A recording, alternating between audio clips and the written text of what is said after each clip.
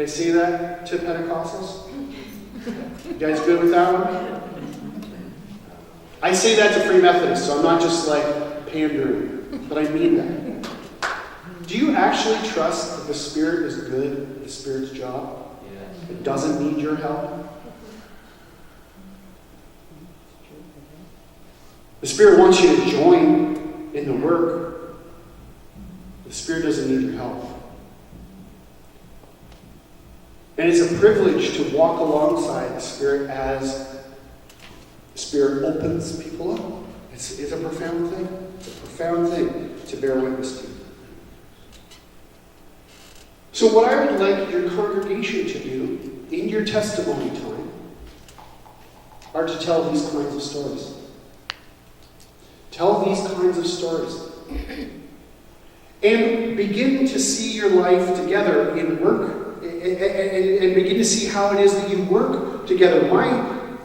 Part of the reason this one guy is going to get baptized this Easter is because of the work that my wife does. I didn't say that. He said that. He said, you have a beautiful wife. Not just on the outside, but on the inside. And as soon as I entered into that work environment, I could tell she was someone special. Wow. Because she noticed me. She saw when I was struggling, and she pulled me in, and she prayed for me. And you have no idea what that meant to me. Now, this is the work that she and I do together. This is what we've dedicated our lives to, is living this kind of life wherever we find ourselves. And I want you to begin to build that together as a church community. Yes, Lord. I want you to be a people of stories. I want you to share those stories. And if your story lands flat, but you know 30 others, I know you'll find one that will connect with one of your friends. So don't just put this all on you. This isn't just you. When Jesus said, I will make you fishers of people, he had in mind a net. Right? Not a fishing rod. Right. I am not talking about fishing rods here, people. I'm talking about a people who drag through a neighborhood and a city and an environment, and they catch all kinds of people.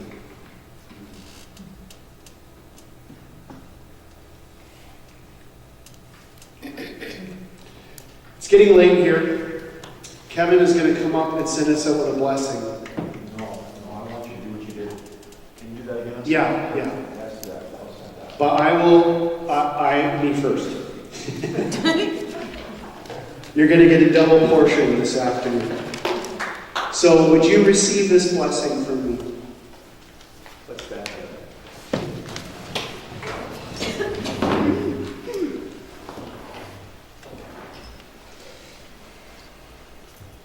Father, I pray for an incredible wealth of poverty to descend on these churches. Poverty of spirit, poverty of finances and resources, poverty of options. I pray you would send all of the most impoverished people into our lives. And that out of the abundance and the beauty that you are, that we will begin to address that poverty. And we will be like beggars who are telling other beggars where to find the bread of life. Would you send us into the path of the desperate? Would you send us into the path of the I'm totally fine? Would you help us to speak words in season to the people that you send? Would you also send us? If we have been sitting too much in our churches, send us out of it. Yes, God. Yes, God. Free us from this treadmill of Canadian life. Yes, God. Help us to be in hospital rooms. Help us to find prisoners. Help us to find the sick. God, send us. And may we love and listen to the people that you send to us. Yes, God. Yes, God. Yes, God. Yes, God. Father, bless us with the wealth of the people that you are calling. Give us new eyes to see this Canadian harvest. This harvest you promise is here. This harvest that only your eyes can see, because Jesus, I don't see it. That's true, man. I take you at your word. If you think it's ripe out there, I don't see it, man. But I take you at your word. I trust you. If my eyes fail me, I trust you. And so please, Jesus, give us eyes to see the world around us. Help us to see it the way you see it. So send us out with our eyes wide open, our hearts wide open, our ears wide open. Yes, Lord. Praise you, God. And let us share, bring the best of who we are, our full self, as we engage with the full self of others.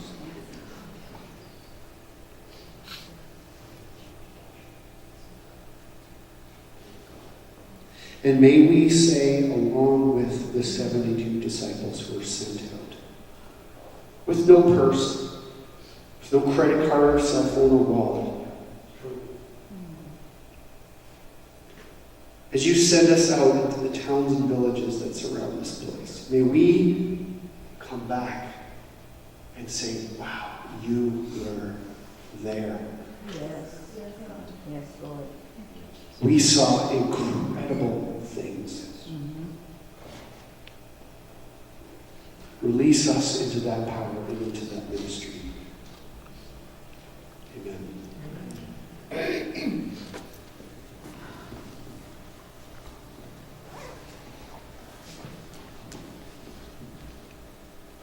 Praise God. Yes.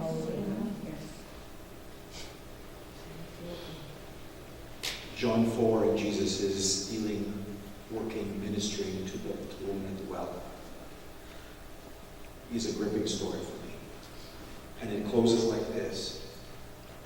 When the lady went and shared what Jesus had done to her, they said to the woman, verse 42, we no longer believe just because of what you have said. Which means she said something. For we've heard for ourselves. And now we know that this man really is the Savior. May the Lord watch over you and keep you. And may his kingdom come wherever you are. Thank you, Jared. Phenomenal. Phenomenal. Can I ask you now, as we go, can I ask you to please, if you would help us to clean up your table. So I'd just like if you would clean up your table and bring her over to the corner, or even, whatever